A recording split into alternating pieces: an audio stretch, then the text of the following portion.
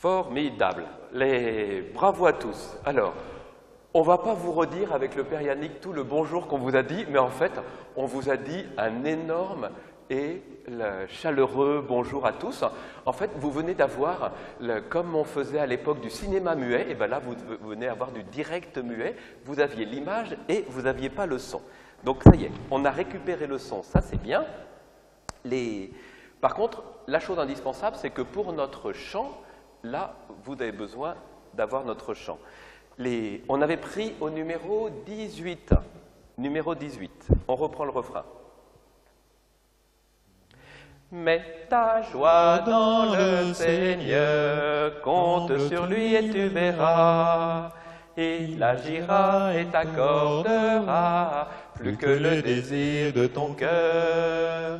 Mets ta joie dans le Seigneur, compte sur lui et tu verras. Il agira et t'accordera plus que le désir de ton cœur. Voilà, vous savez, chers enfants, que nous sommes encore dans ce grand et beau temps de Pâques, tellement la fête de Pâques est la fête centrale, c'est la fête principale de la foi des chrétiens. Moi, je vous avais parlé aussi, dès le petit matin de Pâques, du tombeau vide. La mort n'a pas retenu Jésus vivant. Et ce matin, le Père Yannick va nous parler aussi des apparitions qui se sont passées. Le premier jour, il se passe plein de choses, et encore ensuite. Voilà, mais le Père Yannick avait envie de vous parler de ces très belles apparitions. Jésus, vainqueur de la mort, Jésus ressuscité, qui vient rencontrer. Alors oui, on écoute le Père Yannick. Alors bonjour les enfants, bonjour à tous. Oui, nous sommes après Pâques. Alors, que s'est-il passé après Pâques? Est-ce que vous avez déjà lu et écouté les évangiles qui suivent la nuit pascale, tous ceux que nous avons lus durant les 8 jours de l'octave de Pâques? Alors, si vous avez écouté ou lu ces évangiles, vous avez entendu ou lu qu'il se passait des choses étonnantes après la résurrection, après le tombeau vide. Alors, le premier jour de la résurrection, nous dit l'évangile de Luc, le même jour, il va se passer plein de choses. Alors écoutez, qu'est-ce qu'il va se passer ce même jour? Première chose, le premier jour de la semaine, celui de la résurrection, on pourrait dire pour nous le premier jour de la semaine, c'est le dimanche. Qu'est-ce que nous fêtons le dimanche? Nous fêtons le jour de la résurrection du Seigneur. Alors, dans l'évangile de Luc, le premier jour, qu'est-ce qu'il se passe? Des femmes sont allées au tombeau. Elles voulaient embaumer le corps de Jésus avec des aromates. Et finalement, qu'est-ce qu'elles ont vu? Elles ont trouvé un tombeau vide, étonnant. À l'intérieur de son tombeau, elles ont vu 2 hommes lumineux, 2 anges. Qu'est-ce qu'il leur a dit? Il leur a dit: celui que vous cherchez, Jésus, il n'est plus ici, il est ressuscité. Allez annoncer cela. Alors ces femmes, elles sont parties. Elles sont reparties vers les 11 apôtres et les autres disciples. Et elles ont raconté ce qu'elles avaient vu au tombeau, le tombeau vide, les anges. Et qu'est-ce que ces 11 apôtres ont alors imaginé? Ils se sont dit, elles racontent n'importe quoi, nous ne les croyons pas. Ils n'ont pas accordé crédit à leurs paroles, ils ne les crurent pas. Alors, deuxième chose, Pierre, au dire des femmes, il se rend tout de même lui-même aussi au tombeau. Il va voir qu'est-ce qu'il y a au tombeau. Il découvre, comme les femmes, que ce tombeau est vide. Lui ne voit pas les anges. Alors Pierre est perplexe, Pierre est plein de questions. On peut imaginer. Enfin, dans l'évangile de Luc, il y a ce que nous allons entendre ce dimanche, l'évangile sur lequel nous allons passer un peu de temps ce matin. 2 disciples qui faisaient route, nous dit-on, tous les 2, tout tristes. Ils quittaient Jérusalem pour aller certainement vers leur village. Et dans cet évangile, on va entendre que Jésus, ils vont le rencontrer, Jésus ressuscité, lui aussi. Il va être Jésus ressuscité avec ses 2 disciples. Et nous allons comprendre et entendre qu'il va leur falloir un peu de temps pour savoir que c'était Jésus ressuscité qui était avec eux sur le chemin. Alors, vous voyez, les enfants, après la résurrection de Jésus, il se passe ce même jour toutes ces apparitions. Les 2 femmes, Pierre, les 2 disciples. Et on pourrait lire aussi les autres évangiles dans lesquels il y a d'autres apparitions relatées également. Alors, si aujourd'hui on lit ce récit de 2 disciples d'Emmaüs, ce récit, qu'est-ce qu'il vient nous dire? Tout d'abord, imaginez-vous, ces 2 disciples, ils attendaient des choses formidables de Jésus. Malheureusement, ils ont vu que Jésus avait été arrêté. Malheureusement, ils ont vu que Jésus a même été condamné à mort, crucifié. Alors, tous leurs espoirs sont tombés, ils sont tout tristes. Et ils repartent vers leur village, on nous dit à 2 heures de marche, une dizaine de kilomètres de Jérusalem. Et sur ce même chemin, que se passe-t-il? Un inconnu arrive, on peut imaginer, derrière eux. Ils sont en train de disserter, de discuter. Jésus est ressuscité et nous sommes tristes. Et voilà que Jésus arrive par derrière eux sans qu'ils ne le reconnaissent. Première chose, vous voyez, ils sont dans leur peine. Et leurs yeux sont comme aveuglés. Ils ne voient pas que Jésus est avec eux. Alors ils vont marcher pendant 2 heures, Jésus va parler avec eux, il va leur parler de beaucoup de choses. Et ils vont découvrir à travers... Jésus leur fait une catéchèse. C'est comme s'il leur relisait ce que nous appelons l'Ancien Testament, une bonne partie de l'Ancien Testament. Plein de textes où il va leur faire comprendre que la loi et les prophètes avaient annoncé que le Messie serait crucifié, qu'il mourrait et qu'il ressusciterait. Alors ces 2 hommes, ces 2 disciples, au plus Jésus leur parle, au plus leurs yeux intérieurs s'ouvrent, au plus ils comprennent des choses, au plus leur cœur, nous dit-on, est comme brûlant. Leur cœur est brûlant parce qu'ils reprennent espoir, ils reprennent confiance de ce que Jésus leur avait dit, ils commencent à comprendre. Finalement, ils ont marché 2 heures, ils arrivent près d'une auberge, la nuit arrive, le soir tombe, alors ils disent à cet inconnu, viens avec nous partager le repas. C'est ce qu'il fait.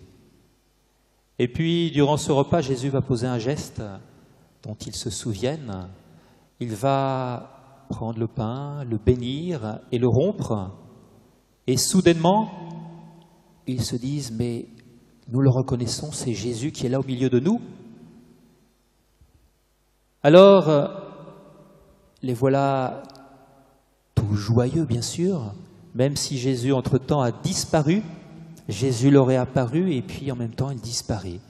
Mais ce n'est pas le plus important. Le plus important, c'est qu'ils comprennent que Jésus est dorénavant avec eux sur leur chemin de vie. C'est pour ça qu'ils repartent, non pas vers leur village, mais vers Jérusalem pour annoncer aux autres, nous avons vu Jésus ressuscité. Et qu'est-ce que disent les autres? Nous aussi, aujourd'hui, Jésus nous est apparu pendant que vous étiez en train de marcher avec lui vers votre village en quittant Jérusalem. Ainsi, vous voyez les enfants, à travers ce récit des disciples d'Emmaüs, c'est bien Jésus ressuscité qui vient accompagner ses disciples.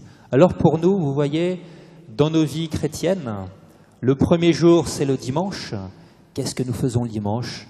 Eh bien, les uns les autres, on se réunit pour, comme les disciples, écouter Jésus nous parler dans les textes de l'Écriture. Et puis, nous vivons ce geste que ont vécu également ses disciples. Jésus vient rompre le pain. Pour nous, c'est celui qui représente Jésus durant la liturgie. C'est le prêtre qui fait ce geste avec les paroles de Jésus. Voici, prenez, ceci est mon corps, prenez, ceci est mon sang. Et nous communions, c'est-à-dire que nous sommes tous unis dans le partage de cette prière et de cette présence de Jésus. Alors, vous voyez les enfants, notre foi, elle est là pour nous apprendre ce mystère, à voir Jésus. Nous ne le voyons pas avec nos yeux de chair, et pourtant, il est là avec nous. Il est là quand je tends l'oreille et que je l'écoute me parler dans l'Écriture, quand je lui parle lui-même et que je prie et que je m'adresse à lui. Alors vous avez peut-être déjà expérimenté cela, que Jésus est avec vous quand vous le priez. Pour terminer, je vais reprendre les dernières phrases de l'évangile de Luc que vous entendrez demain, dimanche, à la messe. Et donc vous pourrez faire avec les disciples ce pèlerinage, de passer de la tristesse à la joie, des ténèbres à la lumière, parce que vous comprendrez que, mais finalement, Jésus, il est toujours avec nous, mais c'est à nous de savoir nous ouvrir à sa présence, de laisser tomber les écailles de nos yeux, le voile qui parfois voile nos yeux.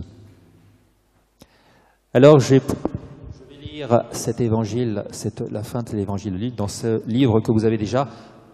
Ta parole est un trésor, et c'est à la page 355. Quand ils approchèrent du village où ils se rendaient, Jésus fit semblant d'aller plus loin, mais ils s'efforcèrent de le retenir. « Reste avec nous, car le soir approche et déjà le jour baisse. » Il entra donc pour rester avec eux.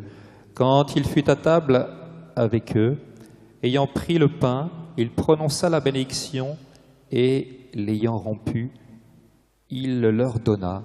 Alors leurs yeux s'ouvrirent et ils le reconnurent, mais il disparut à leur regard. Ils se dirent donc l'un à l'autre, « Notre cœur n'était-il pas tout brûlant en nous, tandis qu'il nous parlait sur la route et nous ouvrait les Écritures ?» Voilà les enfants, je vous souhaite d'avoir le cœur tout brûlant en écoutant et en priant Jésus qui est toujours avec vous.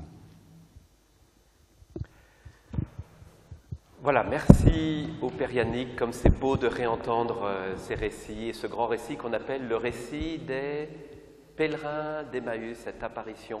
Alors on va reprendre notre refrain, il est toujours au numéro 18 de vos feuilles. Mets ta joie dans le Seigneur, compte sur lui et tu verras. Il agira et t'accordera plus que le désir de ton cœur. Mets ta joie dans le Seigneur, compte sur lui et tu verras. Il agira. Et le chat pour vérifier le son afin que tout marche bien. Et donc du coup, on va regarder. Voilà, pour que le...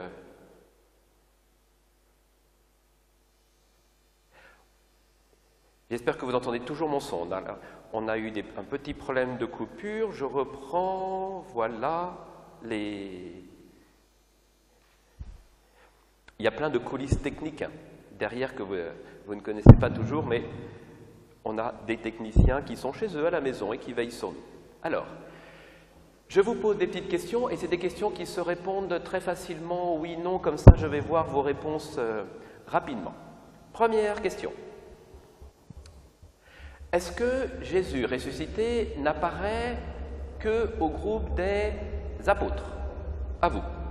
Est-ce que Jésus n'apparaît qu'aux apôtres?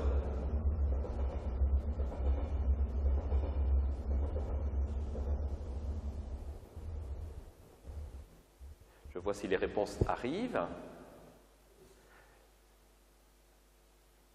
Ah, ça y est, les premières réponses arrivent. Il y a eu une petite discussion entre vous à la maison. Et vous êtes tous en train de dire non et vous avez raison. Vous voyez, quand le Père Yannick nous parle des disciples d'Emmaüs, ce n'était pas des apôtres, c'est dans le grand groupe. Il y avait des milliers de personnes qui ont suivi Jésus. Ben voilà, ces deux-là, c'était des disciples. Il apparaît aussi à Marie-Madeleine, d'autres apparitions. Alors, deuxième question. Deuxième question, est-ce que Jésus n'apparaît que le jour de Pâques, que le dimanche de la résurrection? À vous.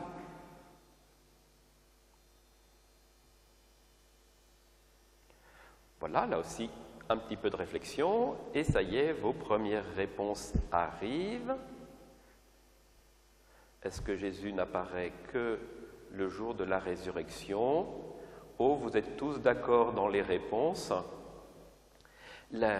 Et vous avez raison.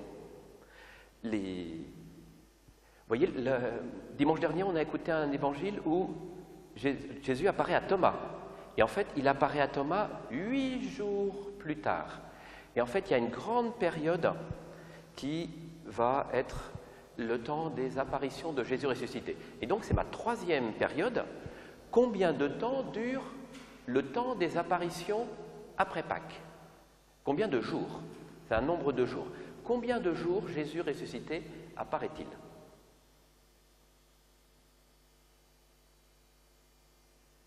À vous. Ah, ça c'est peut-être plus difficile. Le Père Yannick n'a pas donné le chiffre tout à l'heure, mais c'est un chiffre symbolique qu'on entend souvent dans la Bible. Ah, des premières réponses arrivent. Là, ce coup-ci, les réponses sont différentes. Il y en a qui disent 50, il y en a qui disent 8, il y en a qui disent 3. Ah, c'est plus difficile.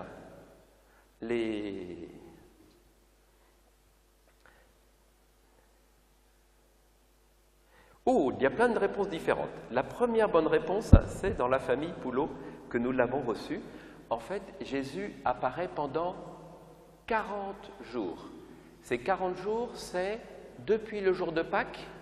Maintenant, pour le temps des chrétiens, c'est depuis le jour de Pâques jusqu'à la fête de l'Ascension.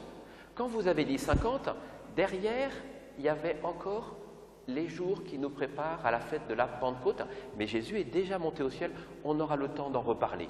Les apparitions de Jésus ressuscité, avec son corps de ressuscité, avec les disciples, c'est pendant 40 jours. Petite question. Est-ce que Jésus est apparu à la Vierge Marie? Est-ce que Jésus est apparu à sa maman, la Vierge Marie? À vous. Vous allez nous dire, et après ça va bientôt être le temps, on va finir par une petite prière ensemble.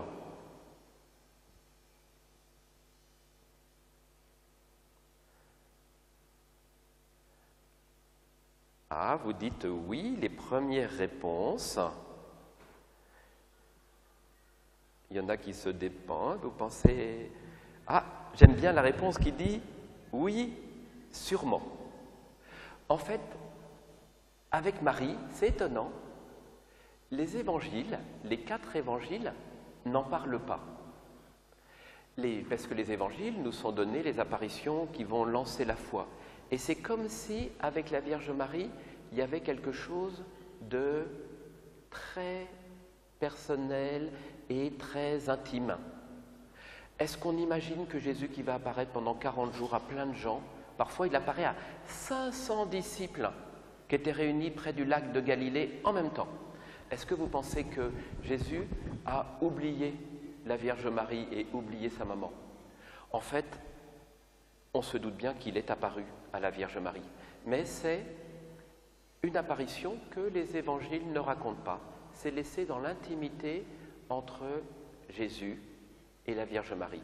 Et du coup, en fait, l'Église pense que c'est même la toute première. On pense que Jésus a réservé sa première apparition à la Vierge Marie, mais c'est vrai, les évangiles ne nous le racontent pas. Alors, une dernière petite question.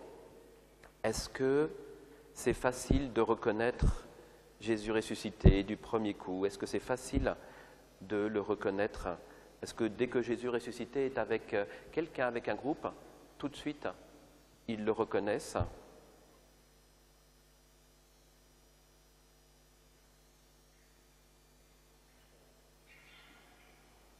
Voilà, et là aussi, vous nous dites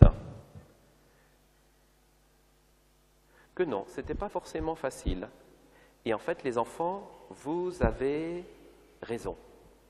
En fait, on voit que Jésus est là, Jésus vient, il parle, il montre, et que ce n'est pas si simple. En fait, il faut toujours que quelque chose s'ouvre en nous pour reconnaître Jésus ressuscité. Et quand ça s'ouvre en nous, on appelle ça la foi. C'est le oui de la foi, les paroles qui rendent mon cœur tout brûlant. Ah, c'est Jésus ressuscité, oui, je te reconnais. Quand on a la messe, Jésus qui est au milieu de nous, quand on a la fraction du pain, le pain rompu comme à la messe dont nous parlait le Père Yannick, il faut que le cœur dise « Oui, Jésus, ressuscité, tu es là avec nous ». C'est le oui de la foi qui nous permet de voir Jésus d'une certaine manière, de le reconnaître. Voilà, les enfants, merci pour toute votre réponse. On va juste finir par une petite prière courte aujourd'hui. Venez, on va se mettre à côté de notre coin prière, comme on aime le faire. Et il y a ce chant, voilà, le Père Yannick va se mettre sur le côté droit pour que vous puissiez bien voir encore cet ange de la résurrection. Au nom du Père, du Fils et du Saint-Esprit. Amen. Voilà, Seigneur, on vient finir ce temps de rencontre en prenant une petite prière avec toi et nous te chantons encore. Mets ta joie dans le Seigneur, compte sur lui et tu verras. Il agira et t'accordera plus que le désir de ton cœur. Mets ta joie dans le Seigneur, compte sur lui et tu verras. Il agira et t'accordera plus que le désir de ton cœur. Alors on va mettre dans une même prière toutes vos familles, tous ceux qui vous sont chers, ceux qui sont à la maison avec vous, ceux qui sont au loin, que vous voyez par les visioconférences, que vous avez au téléphone, les grands-parents qui parfois sont loin. Et on met dans une même prière aussi encore tous les malades, tous les jours on prie pour les malades, tous les jours on prie pour ceux qui les soignent. On les met dans cette prière qu'on va confier par l'intercession de la Vierge Marie. Voilà, et on met aussi dans notre prière tous ceux et celles qui continuent à travailler pour que notre société marche. Et nous pouvons dire notre prière en la confiant entre les mains de la Vierge Marie qui l'a fait monter vers Dieu. Je vous salue Marie, pleine de grâce, le Seigneur est avec vous. Vous êtes bénie entre toutes les femmes, et Jésus, le fruit de vos entrailles, est béni. Sainte Marie, Mère de Dieu, priez pour nous pauvres pécheurs, maintenant et à l'heure de notre mort. Amen. Voilà, le Père Yannick va vous donner la bénédiction. Alors les enfants, on va faire un beau signe de croix pour terminer ce beau temps de prière. Merci d'être avec nous. Que le Seigneur vous bénisse et vous garde, lui qui est Père, Fils et Saint-Esprit. Amen. Allez dans la paix et la joie du Christ. Nous rendons grâce à Dieu.